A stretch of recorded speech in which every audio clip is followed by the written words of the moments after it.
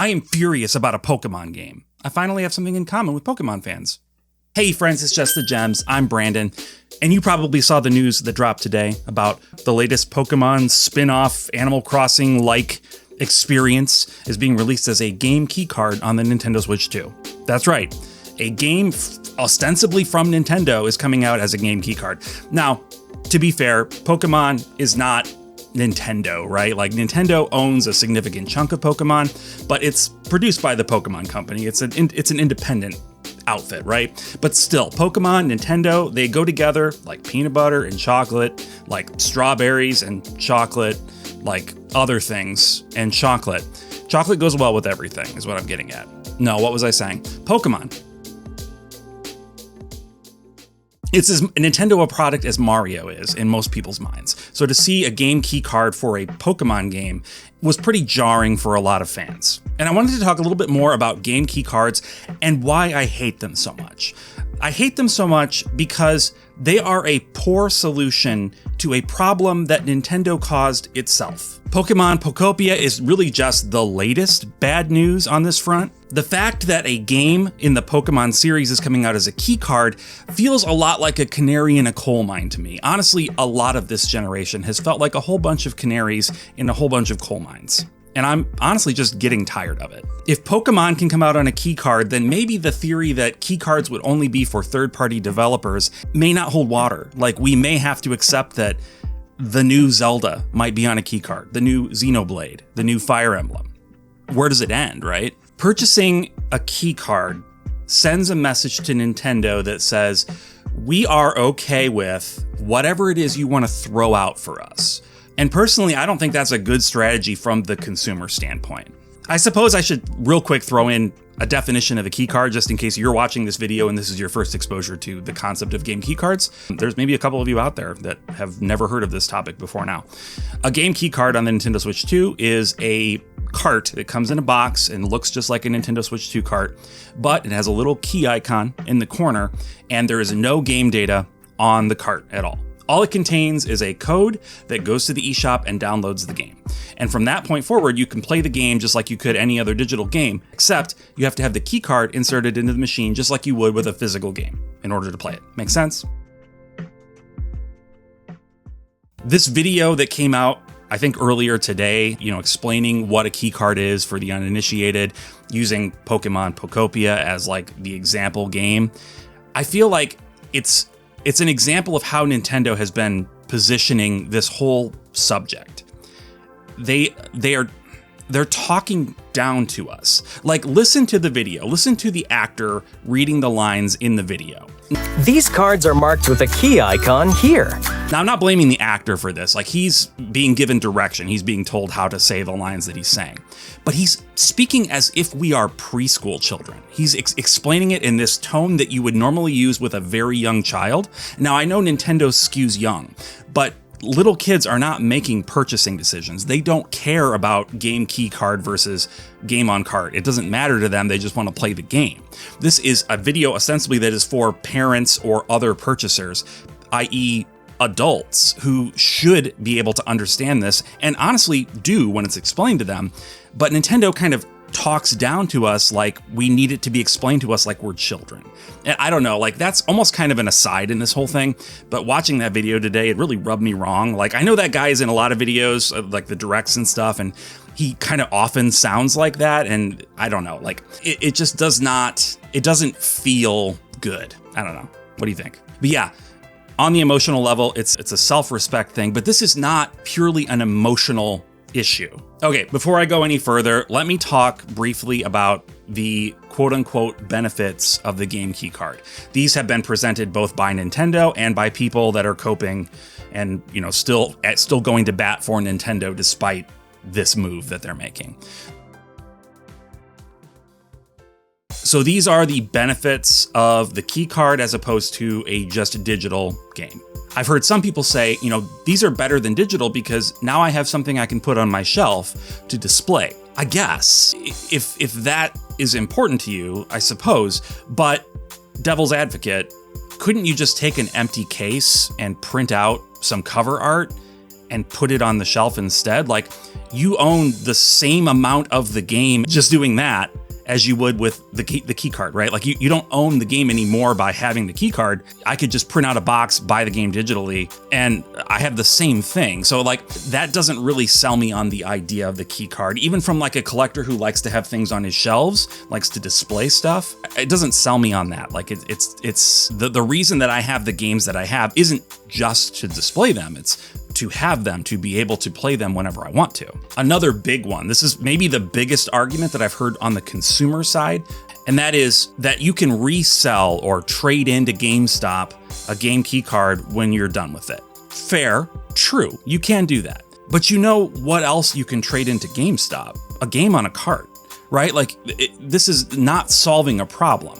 It's mitigating an inconvenience, maybe, for digital game buyers in that they can trade the game in. So while, yeah, I do think that is a small benefit over digital only, it's certainly not going to sell it to me, who is a collector. It's not a strong value proposition for me. It's not worth giving up physical media for, I guess is what I mean.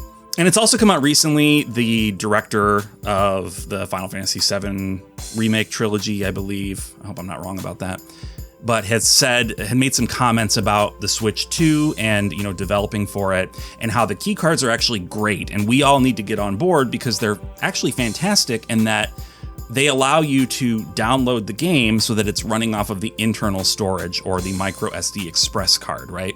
And that's just so much faster than a game card. Okay, that may be true, but I don't find that a convincing argument for why game key cards are actually good. Because why couldn't I just take a game on a cart, put it in my system, and have it copy to the hard drive? Have it copy to the micro SD express card? It doesn't have to run off the cart. That's not what I'm asking for. I don't need the game to be on the cart so that I can run it off that cart forever. No, I just want to be able to install it to something that can run it. Sony and Microsoft have been doing this for almost 2 generations now, right? I think actually the tail end of the PS3, there were some games where you would install the full game onto the hard drive and it would run from there because it was faster than running it off of the Blu-ray. I mean, Blu-ray is not a very fast medium. If you've copied a game from the disc to your internal storage on your PS5 recently, it's not the fastest medium. But like, that's not the point. The point is that the medium is what stores the game. I have the physical game here, and I can put it on my system and play it whenever I want to. So the argument that I put this key card in my Switch 2 and it downloads the game from the internet, and that's so much better because it'll run faster. Again, that's like a problem that Nintendo created that they're offering this kind of half-hearted solution to. Give us the option to install the game from the cart to the hard drive or to the micro SD express card, then there's no problem. Then that key card, that argument for key cards is meaningless. And I think the only reason that Nintendo isn't doing that is because they want to push the key cards because of how cheap they are. And when I say cheap, I mean cheap for them, right? It's cheap for them. It's not cheap for us. The games are still $70 or $80, right? It's cheap for them. Are there other reasons that this is that people consider these things a benefit? I can't think of any others. I've been racking my brain. Let me know down in the comments if there are other reasons that people claim that key cards are great. And even if you don't agree with it, I'm just curious, like, what the arguments are. Like, I just want to know intellectually. But now I want to talk about some of the downsides, because I think you can tell from my tone and my jerky arm motions that I'm not super happy about key cards. And I, in fact, think they are the greatest threat to ownership that has ever been, right? Like, digital movies, streaming services, Spotify, those are not great for ownership, but I think the game key card is the worst thing that has happened in ownership because of what it represents and because it's functioning as a sort of Trojan horse. So let's talk about the downsides. For one, if I buy a digital game, it's on my device, I can install it anytime and I can play it whenever I want to. I can take my Switch 2 with me or my Steam Deck or whatever, play it anywhere, anytime, and it's not a problem. I have the freedom to do that. With the Switch 2 key card, I can't do that. I have to have the key card inserted into the system. So the convenience of digital is gone. You have none of that convenience anymore. You just have essentially the downsides of digital with the downsides of physical. Also, you still have to manage your internal storage, right? Or your micro SD Express.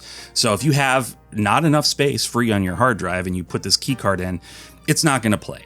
Now, I know that my argument in favor of like installing games from the cart to the internal drive would also face this problem, right? It's a problem that I'm more willing to accept, but from the perspective of Switch ownership, it's never been a problem that Switch owners have had to deal with. So this is a new problem that's being introduced because of this game keycard situation. Now, as mildly annoying as those 2 points are, they pale in comparison to what, in my mind, is the actual problem with game keycards. And you know what it is. You know what I'm going to say. Game keycards ain't forever. Like, they're going to go away someday. The Nintendo 3DS is not that old. The eShop for the 3DS is gone. You can't buy games on it anymore. Yeah, you can still download your old games. We'll see how long that lasts. But it's not forever, right? So we can already see that within a couple of generations, Nintendo is more than willing to shut things down. If they move on to some new platform and it's big and it's great and it's serving them better than the Switch 2 has, where is their motivation to keep these things running? By purchasing game keycards, we are sending the message to Nintendo that we don't care. We don't care about keeping these things. Go ahead and get rid of it. We just want the new stuff. Just give us the new games. And if that's you, if like that's all you care about is if you primarily play digital, you have no problem with keycards, that's fine. Like you absolutely have that choice. And that's absolutely okay. Digital games have been around forever. But however many years down the road, when the eShop closes, all of those keycards are just landfill waste. Like they serve no purpose anymore. All that the benefits that you had before of being able to trade or sell them, they're worthless. They have no value. You might as well throw them away, which is great for the earth. But you know what I mean? Like you might as well just throw them away because they serve no purpose anymore. Put them up in a museum of sadness, right? Things that we've lost. In the digital marketplace, and I own quite a few digital games on Steam and even some on like PlayStation, Switch, etc. So I'm not against digital games as a concept. Digital games have always existed in a place where they offer a sort of compromise between convenience and ownership. For the convenience of being able to play these games at any point without having to worry, especially in the case of like Steam, as generations of computers come and go, Steam has remained a constant. We're not worried about Steam shutting down imminently, right?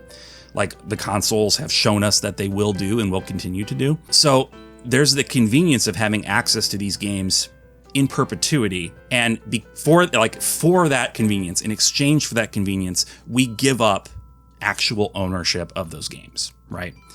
Now there are, avenues that you can purchase digital games with more ownership involved, like good old games, right? They give you a DRM-free download of the game. You can put it on a thumb drive or burn it onto a Blu-ray or whatever you want. And you can have a physical version of that game to keep in the event that your hard drive dies, which it will eventually. But so you have that media that you can keep. But keycards eliminate that. That convenience is gone. So all you're getting is the downside. All you're getting is the lack of ownership. And the argument, it always comes back to that, at least you can resell them. And like I said, obviously that's not going to be a thing forever. When the eShop shuts down, those games are worthless. Those keycards are worth $0. But people put forth those arguments online in response to people being upset about keycards. They'll say, well, at least I can trade the game in, or at least I can sell the game. And they make that argument because they treat it as inevitable that Nintendo was going to do this, right? Like Nintendo was either going to go all digital or this, and this was the solution that they came up with so that they didn't have to go all digital. None of this is inevitable, guys. None of this. It didn't have to be this way. Nintendo could have released more size options for their game carts instead of key cart or 64 gigabytes, right? There's a lot of room to play in there. Nintendo could have allowed multiple cards for games that are larger than, a 64 gigabyte cart. Or, they could have increased the size of the cards. I get, you get into a prohibitive cost environment when you go beyond 64 gigabytes. We're talking about some real costs that would definitely be passed on to us I understand. They could have done this. Like there are ways around this. They could have gone with some sort of optical format to begin with, right? I know the argument is like, well, you don't want to put a disc into a portable system because it's going to bump and shake and get all scratched up. That's not how optical media works. And like you install the game and it's not running from the disc, right? Like you could install the game. Again, it all comes back to being able to install your game from the physical medium that you have to the device you want to play it on. That's the solution to all of this. I also feel like the way Nintendo has been presenting the game key card is a way for them to be deceptive while still being able to make the claim that they're being transparent. So you and I are very online, right? You're watching this video, I'm making this video. Like we are the people that are going to see the video that Nintendo puts out explaining what key cards are and how they work. The vast majority of people that are going to own a Nintendo Switch 2 and purchase Nintendo Switch 2 games are not going to see that. They're not going to understand that. Maybe they'll read the mountain of fine print at the bottom of all these Switch 2 game cases, which is super ugly, by the way. I hate it. But maybe they'll read that, maybe they'll comprehend it and be like, I guess I'm not really owning this game. A few of them might do that. Most of them will not. They think that they're purchasing a game either for themselves or for their kids or whatever that is going to be theirs as long as they want it. It is not. It's not going to be theirs as long as they want it. It's going to be theirs as long as Nintendo says they can have it. So you see what I mean, right? They can have the air of being transparent by putting out these videos that they know full well only a tiny percentage of their actual user base is going to see. Most people are going to be confused about this at best, and at worst, they're not even going to know it's an issue until it's too late, right? Until it's years from now and the eShop is shut down and somebody's feeling nostalgic for their old games in the closet and they bring them out and they can't play them because Nintendo shut down the servers. I can speak from experience with this, right? Like I put gaming away for quite a long time, and it wasn't until like maybe 7-8 years ago that I started getting back into it and rebuying the games that I had. If I tried to do that with the Switch 2 in a comparable amount of time in the future, I'm not going to be able to for so many games because they're not there. I'm buying an empty piece of plastic. All I'm asking is for Nintendo fans in particular, people that are gung-ho about Nintendo, to just think ahead a little bit. Just think ahead a bit. If you love video games, you cannot accept this as a suitable alternative to physical ownership. It's not. It's just not acceptable. It's anti-fan, it's anti-consumer, it's anti-collector. It flies in the face of so much that we otherwise purport to care about online. Something needs to change, right? I hope that we can look to other industries and see how they've gone about dealing with this physical ownership versus digital convenience thing. Like, everybody said that, physical movies, physical music were a thing of the past because of Netflix and Spotify and whatnot. But physical media in those art forms is seeing a resurgence, right? Like, I can go buy Blu-rays, 4K Blu-rays of just about every movie that comes out. There's still a huge back catalog of movies on Blu-ray and on DVD that I can pop into any of my devices with a disk drive and watch, right? Like I have full backwards compatibility. Isn't that crazy? What an idea. And for music, I can go buy not just CDs, but I can buy vinyl records of brand new albums, classic albums, brand new albums, everything in between, right? Like vinyl records, probably the least efficient way of listening to music, right? But there's something about that physical ownership, that possessing that artifact that contains the media that you love. It's something it's just really special. And so other industries have figured out a way to do this. The problem, as I see it with Nintendo, is that they are such a walled garden that I cannot see it ever being possible for some other company to come in and be like, we're going to just make these games for the Switch 2. I think Nintendo would have a real problem with that. If they're, going to go sue a bunch of people that put together ROM sites on the internet for all that they're worth, right? Like, I don't think that they're going to allow another company to come in and just start manufacturing game cards without their permission. I don't know. This is not, I get that this is not super like me. I tend to lean towards the positive because that's generally and genuinely how I feel most of the time. But this is something that bothers me to a point where I almost don't care. Like, I'm just going to talk about it because it makes me that mad. It's frustrating. It's irritating, honestly, to see all of the arguments in favor of it when it's like, you don't understand what you're giving up. You're just coping, right? Like, oh, I can resell it. So what? You can resell a physical game. Like, it doesn't have to be this way. They could release all these games on physical cartridges. You could put the game in and play it.